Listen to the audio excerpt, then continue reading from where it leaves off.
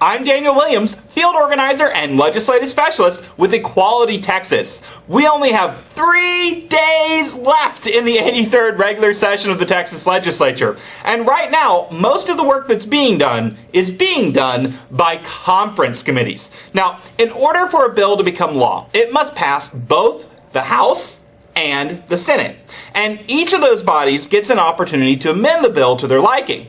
So what happens when the version passed by the House is different than the version passed by the Senate?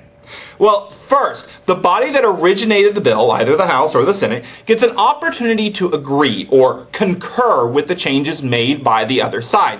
Now, usually, they'll take the recommendations of the author of the bill. If the author likes the changes, they're usually accepted and the bill's then sent over to the governor. If the author doesn't like the changes, then they're generally not accepted, and that's where conference committees come into play.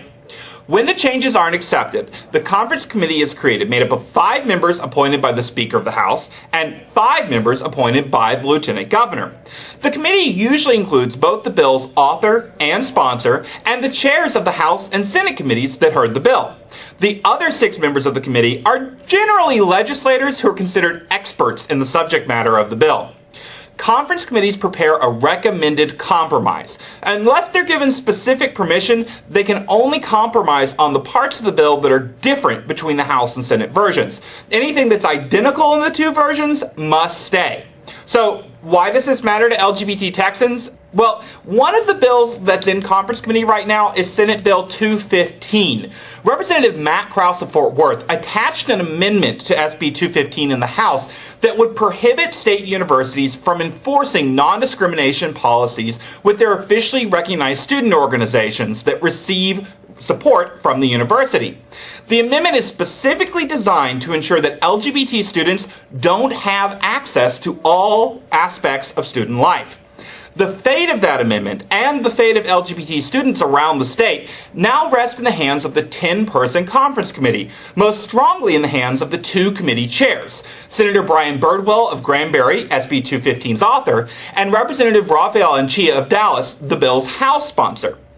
After the committee reaches its compromise, these 2 members will have to return to their respective bodies, explain the compromise, and recommend whether the compromise should be accepted or not.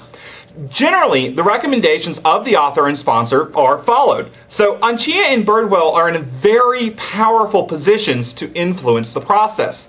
Rafael Anchia is one of the strongest allies the LGBT community has in the legislature. His chairmanship of the conference committee gives me great hope that future generations of LGBT students will have their right to participate in student life defended.